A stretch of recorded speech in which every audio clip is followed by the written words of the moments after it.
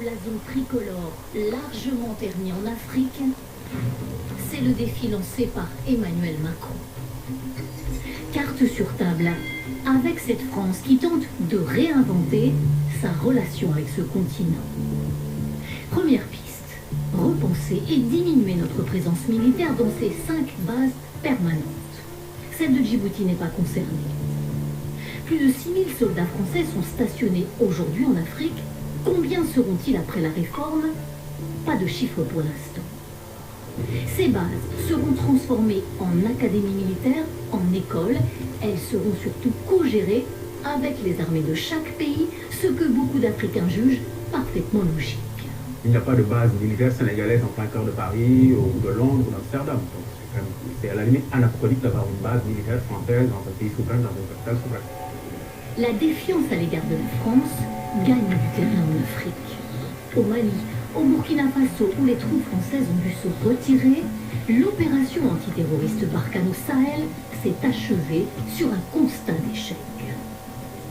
Nous, on faisait le gendarme, en particulier au Sahel, et pendant ce temps-là, nos propres partenaires européens, qui ne nous ont pas vraiment soutenus sur le plan militaire, eux, ils faisaient le business.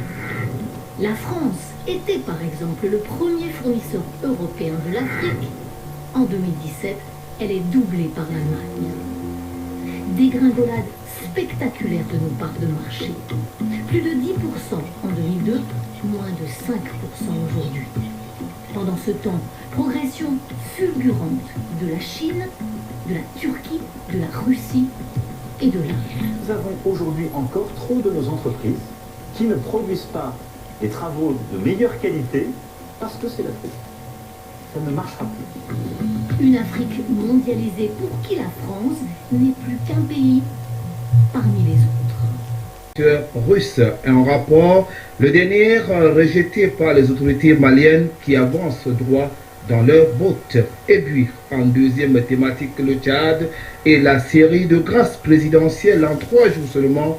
Le président de la transition tchadienne a gracié plus de 600 personnes. D'abord, un groupe de 300 rebelles du Front pour la Ténance et la Concorde au Tchad, le FAT, condamnés à la prison à vie pour leur implication dans la mort de l'ancien président, le maréchal Idriss Déby Itno.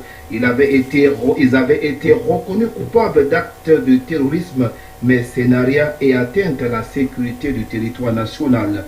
Ensuite, c'est un peu plus de 250 manifestants sur 262 condamnés à la prison ferme après une manifestation contre le pouvoir des jeunes pour l'essentiel. Comment comprendre cette série de grâces présidentielles au théâtre? Nous en parlons sur ce plateau avec nos invités.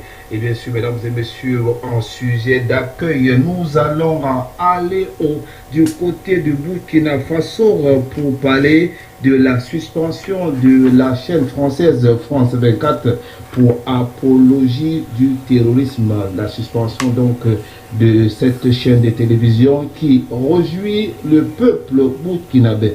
Mesdames et messieurs, merci donc à vous tous et bienvenue à cette autre édition du débat panafricain sur Afrique Média.